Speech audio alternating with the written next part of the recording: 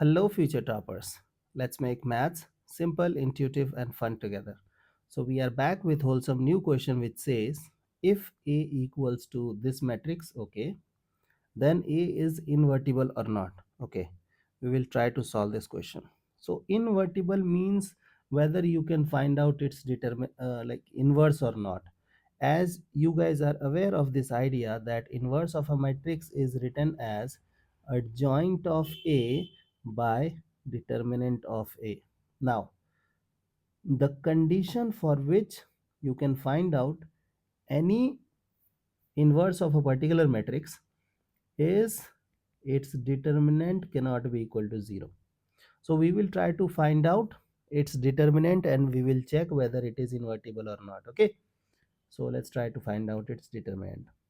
Now we guys will use certain properties, okay, to solve this question. Now you know that if in a determinant, if you wish to take something common, you should take that thing from particular row or particular column.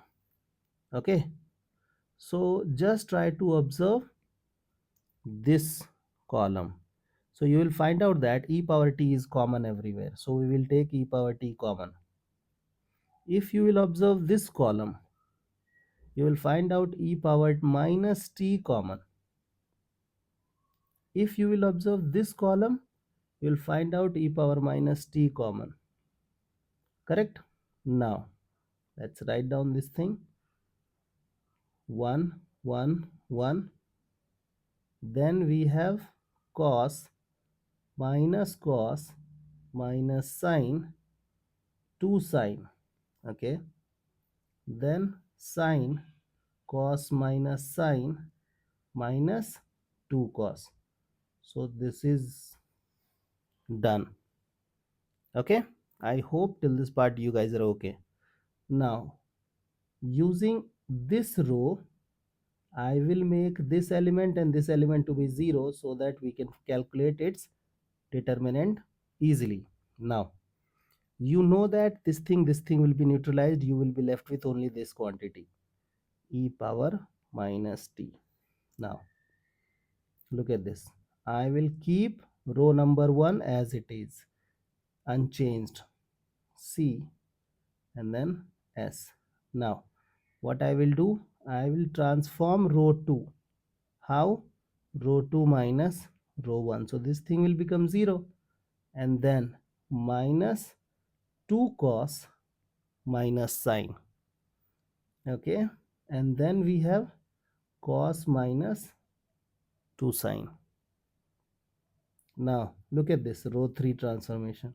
Row 3 will look like row 3 minus row 1. You should always use a particular row and attack this everything, okay, except that row. So this thing will become 0, then 2 sine minus cos and minus 2 cos minus sine. It is done, almost done. Now we will open this determinant along this column. So we will be left with e power minus t, and then we have this with this. So both are having minus, so minus minus will become plus. So it will become like, I will take minus common from this, minus common from this, so everything will become plus. So it will become 4 cos square plus 2 sine cos, then again 2 sine cos, then sine square. Okay, now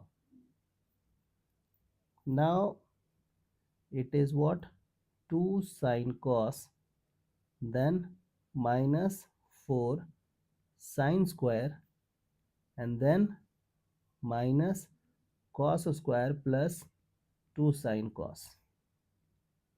Let's open this bracket. So e power minus t will have 4 cos square plus sine square plus 4 sine cos. This minus 4 sine, acha, This 2 sine cos, 2 sine cos will become 4 sine cos. This will become minus of 4 sine cos, and then plus 4 sine square plus cos square. So this thing gone. So 4 cos square plus cos square will become 5 cos square. Sine square plus 4 sine square will become 5 sine square. So I will take 5 common. So 5 into e power minus t. And then we will be having sine square t plus cos square t, which is nothing but 1. So we are left with 5 times e power minus t. You know that this number cannot be 0 and this number is an exponential function. So this can also not become 0. This means its determinant is not equal to 0, hence it is invertible matrix. I hope the idea is clear and you guys can handle similar situations. So see you guys in the next session of MathFlix.